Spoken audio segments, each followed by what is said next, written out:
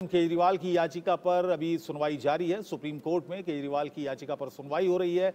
Supreme court में अभिषेक मनु सिंघवी पक्ष रख रहे हैं अरविंद केजरीवाल की तरफ से। 7 से 8 महीने पुराने बयानों पर गिरफ्तारी हुई है, ये कहा है वकील अभिषेक मनु सिंघवी ने कि 7 से 8 महीने पुराने बयानों पर यह गिरफ्तारी हुई है अरविंद केजरीवाल की।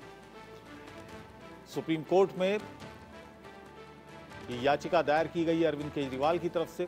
अपनी गिरफ्तारी को अवैध बताया गया है, गलत तरीके से, गलत सबूतों के आधार पर, गलत बयानों के आधार पर उनकी गिरफ्तारी हुई है, ये चैलेंज किया है अरविंद केजरीवाल ने और इसी पर सुनवाई जारी है सुप्रीम कोर्ट में। इस समय की बड़ी खबर आपको बता रहे हैं, अरविंद केजरीवाल पर यह सुनवाई चल रही है। उन्होंने अपनी याचिका में अपनी गिरफ्तारी को अवैध बताया है और इसी बात को लेकर पहले वो हाई कोर्ट गए थे, लेकिन हाई कोर्ट से उन्हें किसी तरह की कोई राहत नहीं मिली।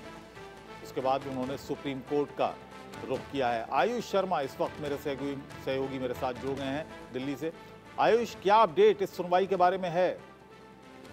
जी बिल्कुल, सबसे बड़ी अपडेट इस सुनवाई की सबसे पहले इंडिया न्यूज पर अपने दर्शकों के लिए हम लेकर आए हैं कि ये सुनवाई अब पूरी हो चुकी है। अरविंद केजरीवाल की गिरफ्तारी सही थी या गलत, इस पर आज की सुनवाई पूरी हुई है और अरविंद केजरीवाल के वकील अभिषेक मनु सिंघवी की तरफ से ये बात कही गई है कि इस पर कल सुनवाई की जाए, यानी रैपिड इस पे सुनवाई की मांग कर रहे हैं अभिषेक मनु सिंघवी। और कोर्ट ने फिलहाल कहा है कि कोर्ट अब देखेगा कि इस पर अगली सुनवाई कब होनी चाहिए, क्या कोर्ट कल की तारीख देगा या नहीं, ये देखने वाली बात होगी। अब सुनवाई पूरी हो चुकी है, आज कोई निर्णय निकलकर सामने नहीं आया है। अब कोर्ट का आज का ऑर्डर जो है वो वेबसाइट पर अपलोड कर दिया जाएगा, उसके हिसाब से अब ये पता चलेगा कि कल की कॉज लिस्ट में अरविंद केजरीवाल के मामले को सुप्रीम कोर्ट दोबारा उठाता है या नहीं, या दोबारा से अगले कुछ दिनों के लिए अरविंद केजरीवाल के इस मामले को सुप्रीम कोर्ट में टाल दिया जाता है। हालांकि कई दलीलें अरविंद केजरीवाल के वकील अभिषेक मनु सिंघवी की तरफ से कोर्ट में दी गई थी, जिसमें उन्होंने तमाम बातें कही कि जो गिरफ्तारी का आधार था वो बिल्कुल बेबुनियादी है, कोई आधार नहीं है एक सिटिंग मुख्यमंत्री को गिरफ्तार करने का। और साथ ही कई अलग बातें भी उनकी तरफ से कही गई थी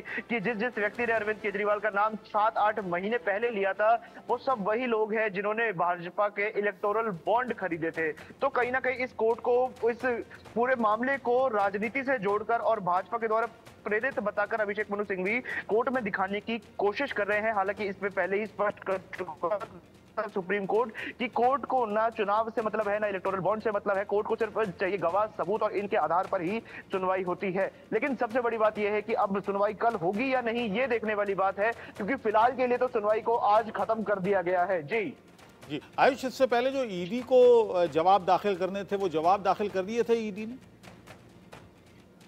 जी नहीं, क्योंकि आज की सुनवाई पूरी हो चुकी है तो ऐसा कोई मौका ईडी को आज नहीं मिल पाया है अपनी तरफ से। जो ईडी के वकील थे additional solicitor general SV Raju, उनकी तरफ से कोई दलील आज सामने नहीं रखी गई है। लेकिन अगर कल इस मामले की सुनवाई होती है तो बिल्कुल ईडी की तरफ से भी पूछा जाएगा कि आखिर अरविंद केजरीवाल को किन आधारों पर गिरफ्तार किया गया था। ईडी को जो जवाब फाइल करने के लिए कोर्ट की तरफ से नोटिस दिया गया था उस पर सुनवाई अभी होनी बाकी है। अब देखना ये होगा कि कल क्या ईडी से कोर्ट पूछताछ करेगा या नहीं। जी, कई दलीलें सामने आ रही हैं जो अभिषेक मनु सिंघवी की तरफ से सुप्रीम कोर्ट में रखी गई हैं, जैसा कि आप बता रहे थे।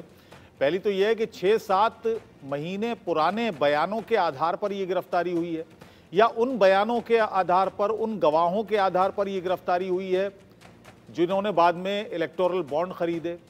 तो ये तमाम बातें जो हैं ये कितना असर डालेंगी सुप्रीम कोर्ट पर, और कानून क्या कह रहा है, क्योंकि पीएमएलए कानून के तहत उनको गिरफ्तार किया गया है। बहुत ही पेचीदा कानून है, इसमें जमानत मिलना बड़ा मुश्किल हो जाता है लिहाजा। और हम ये भी बता दें अपने दर्शकों की जमानत की याचिका नहीं है, ये अपनी गिरफ्तारी को ही अवैध बताने वाली याचिका है।